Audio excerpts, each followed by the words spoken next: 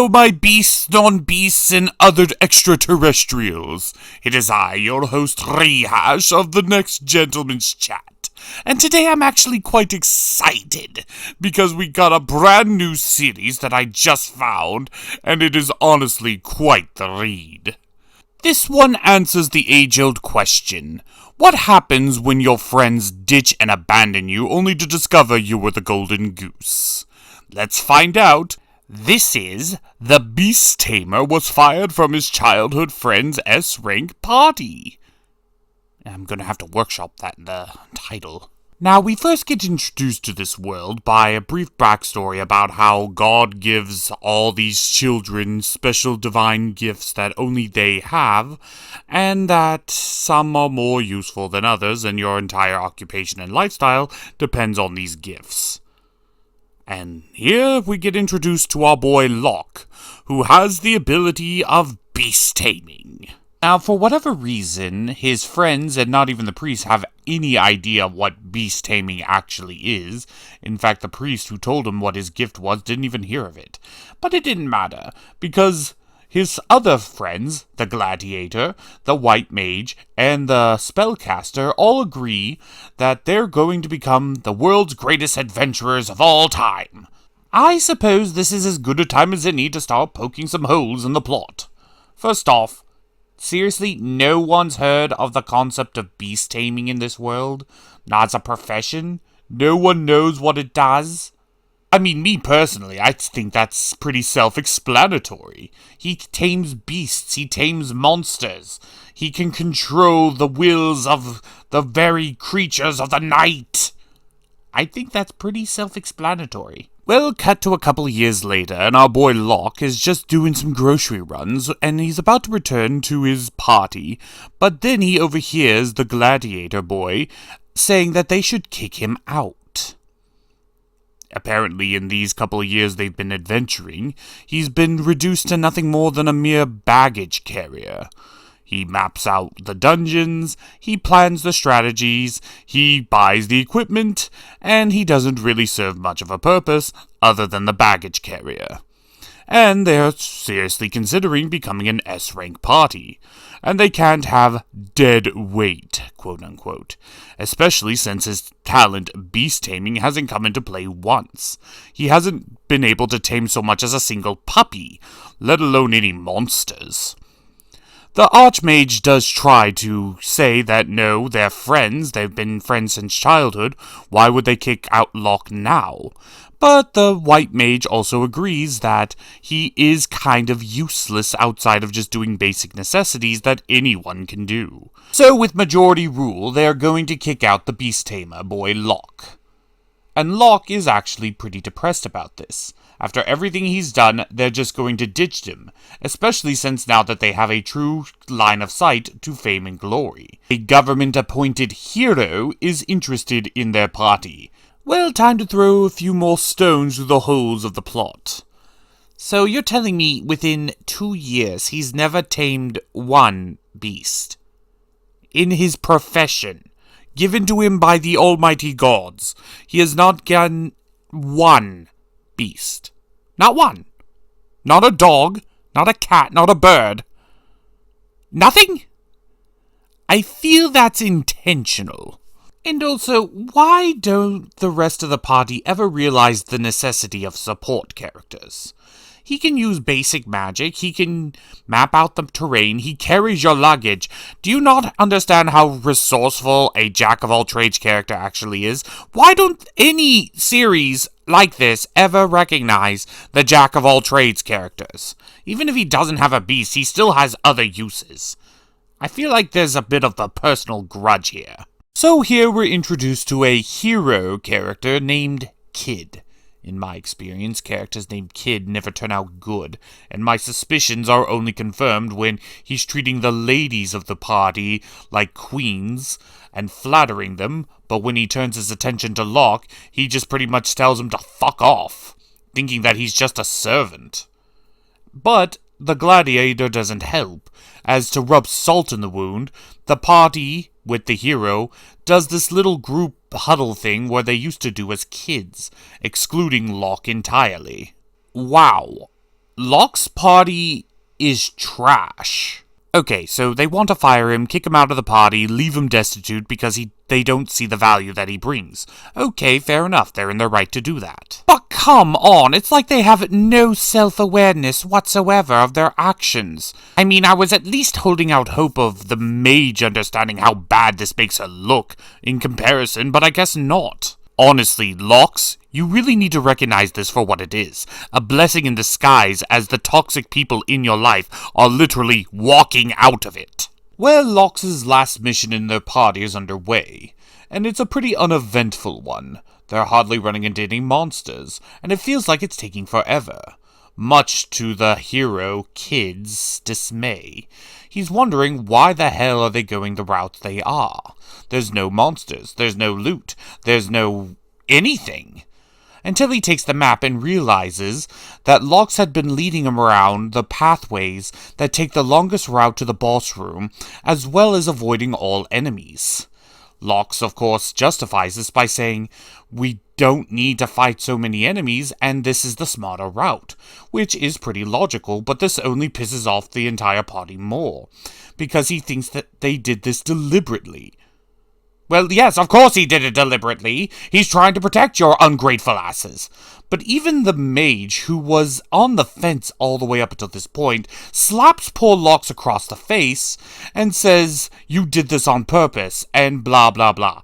Yeah, now you are not worth shit, mage. Even the most battle-hardened D&D parties out there realize it's a lot easier to fight the big bad boss when you're at full HP, not when you're exhausted fighting the scrubs. Okay, Locks, this is what you do from this point forward. You take all the gear, all the stuff, all the supplies that you're carrying that you didn't pay for, throw them on the ground, tell them to go fuck themselves, and say, if you don't value me, fine, I'm out, and leave. Just get out of that dungeon. You don't need this in your life. So this idiotic party, with Locks tagging along, manages to make it to a large doorway, which appears to be the boss room. The party does their usual, oh, let's just rub it in of how much we don't need Locks, and how much better off we are without him, and then they open the door, only to be run into a giant-ass Fenrir. For those who don't know, Fenrir is the name of the mystical beast of Norse mythology, a massive dog-like creature who is the embodiment of chaos and the rival of Odin himself. But in recent years, I noticed that the East has been using Fenrir more and more often, transforming the beast from the chaotic nature of the world-devastating power of a dog to the goodest of boys with their overpowered badassness. Well, of course, the first thing any D&D party does whenever they see massive giant beasts taking a nap is try to get that critical hit. Unfortunately, that AC not be trippin', and the sword straight up breaks on impact. And now the Fenrir is about to launch his attack. They try to fight back with magic, but it's no use. The Fenrir is too strong. So they have no choice but to retreat. Of course, the retreating hero doesn't really look good in the public eye, but what choice do they have? On top of that, there's no way they could outrun it, normally. So Kid decides to do the best possible move he could think of. Stab Lock in the chest with his broken blade, causing him to stumble and fall, and then loot his body. And while he's sitting there bleeding, what's these other players doing? They're mocking him, calling him useless, and saying that this is the best thing he ever did for them. Wow, these people ain't shit. Weren't these people childhood friends? Like, is there no compassion in his soul at all?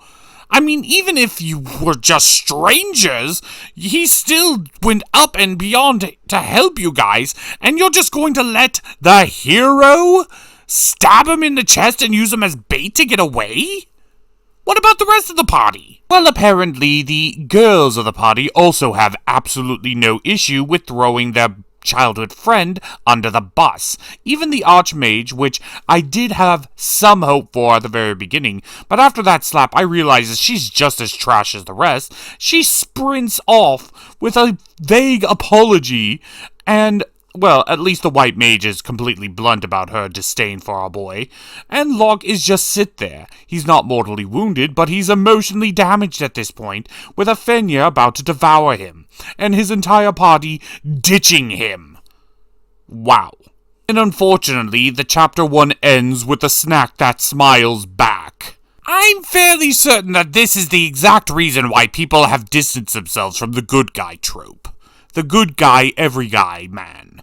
Because it is genuinely hard to read a story where everyone treats the main character like shit, but he still acts like the bigger person. No, fuck the bigger person, call those bastards out, and then tear their asses a new one. Well, even the Fenrir is taken aback by the cold-heartedness of the party and the childhood friends, and he says that, for better or worse, he'll make the death of Locke quick. But then Locke turns around and realizes he can understand the Fenrir speaking, which is apparently a new thing. Fenrir is just like, shit, I didn't know you were cool like that. Well, damn, I don't even want to eat you right now. But you want to fight? Or do something? 'Cause apparently being a dungeon boss is boring, just waiting for the next crew. Knowing that any form of combat with this creature would be the end of Locke's life, he decides to try and use a regular game of fetch, with a bit of his spare armor to boot. They do, and it surprisingly works. You know, I love it in anime where just the stupidest idea to solve a problem and the simplest actually solves the problem. So after playing fetch for a good bit of time, the Fenrir finally is able to relax. This is when the Fenrir explains that the reason he's been in this dungeon for as long as he has is because he can't escape, and without a means of escape, he has all this pent-up energy.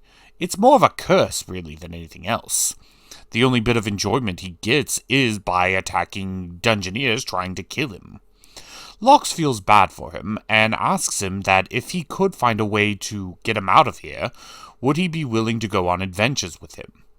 The Fenrir thinks he's just joking around, but says he's not opposed to it. But then, the digital god of all these different isekai, fantasy, genre, video game, fantasy world things pops up, saying that the Fenrir wishes to be his friend, and will he accept it? And this is when Locke finally realizes his Beastmaster skill is finally activating. And of course he says yes. And finally, the magic happens. Okay, you can convince me of a lot of things.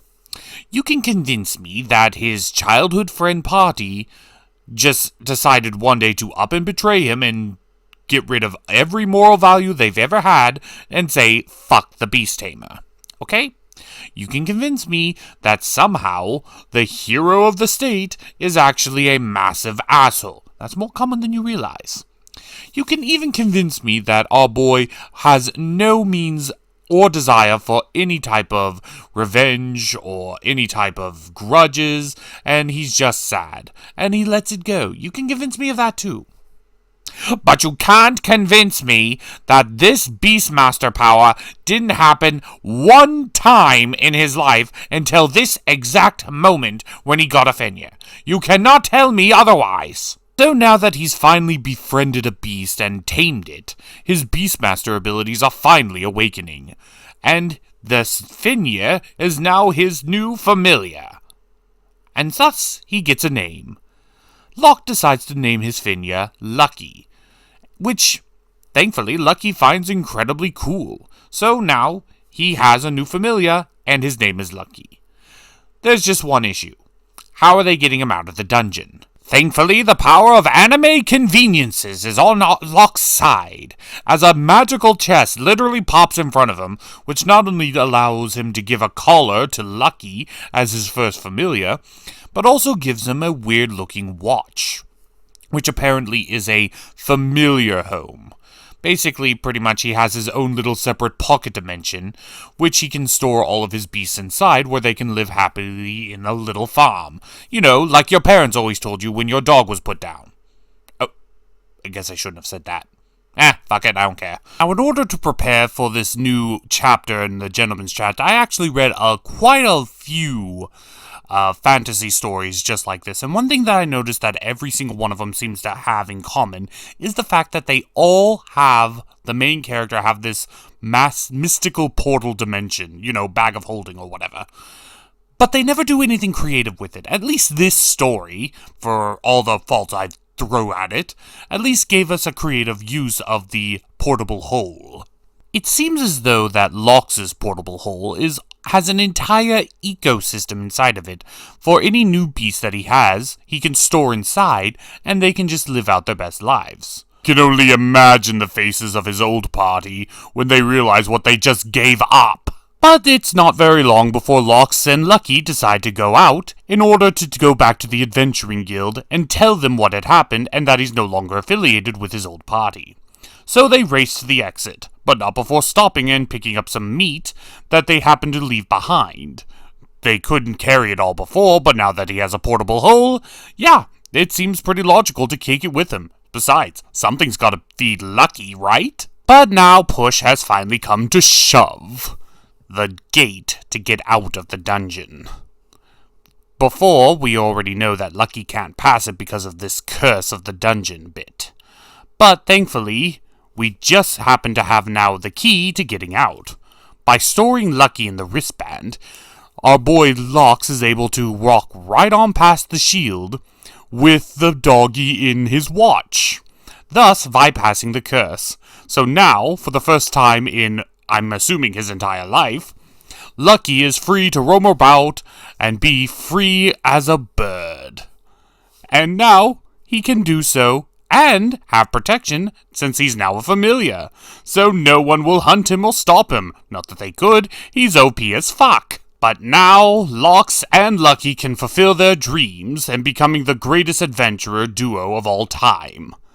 And together, they can finally explore what it means to be the Beastmaster. And that was the first 2 chapters of The Beast Tamer Was Fired from His Childhood Friend's S-Rank Party. Seriously, we really need to workshop that. Now, admittedly, the first 2 chapters were very formulaic. And thus far, the main character hasn't really done much to get me to really root for him, but I more hate his party, which makes me inadvertently root for him. But it's the argument of I want to see his party fail more than I want to see him succeed.